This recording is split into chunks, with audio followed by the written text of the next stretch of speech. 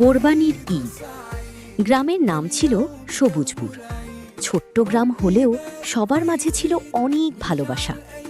ঈদ উল আজহা আসতে আর মাত্র 2 দিন বাকি। গ্রামের প্রতিটি ঘরে উৎসবের আনন্দ। ছোট্ট রাফি সারাদিন বাবার সাথে বাজারে ঘুরে কোরবানির গরু দেখছিল। অবশেষে তারা একটি সুন্দর সাদা কালো গরু কিনল। রাফি গরুটির নাম দিল চাঁদু। প্রতিদিন সে চাঁদুকে ঘাস খাওয়াতো, পানি দিত আর আদর করত। ধীরে ধীরে চাঁদু যেন পরিবারের একজন হয়ে গেল। ঈদের আগের রাতে রাফি মায়ের কাছে জিজ্ঞেস করল, আমরা চাঁদুকে কোরবানি দেব কেন?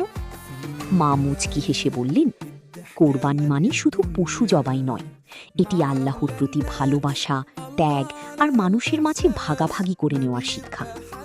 রাফি কিছুক্ষণ চুপ করে রইল। পরদিন সকালে ঈদের নামাজ শেষে সবাই কোরবানির প্রস্তুতি নিল। রাফির মন একটু খারাপ হলেও সে বাবার কথা মনে করল। ত্যাগের মধ্যেই আসল আনন্দ। কোরবানি শেষে মাংস 3 ভাগ করা হলো। 1 ভাগ গরিবদের, 1 ভাগ আত্মীয়দের এবং বাকি অংশ নিজেদের জন্য রাখা হলো। রাফি নিজ হাতে পাশের বৃদ্ধ দাদুর বাড়িতে মাংস পৌঁছে দিল। দাদুর মুখের হাসি দেখে তার মন ভরে গেল। সন্ধ্যায় পুরো গ্রামে আনন্দের পরিবেশ। কেউ রান্না করছে, কেউ অতিথিদের আপ্যায়ন করছে।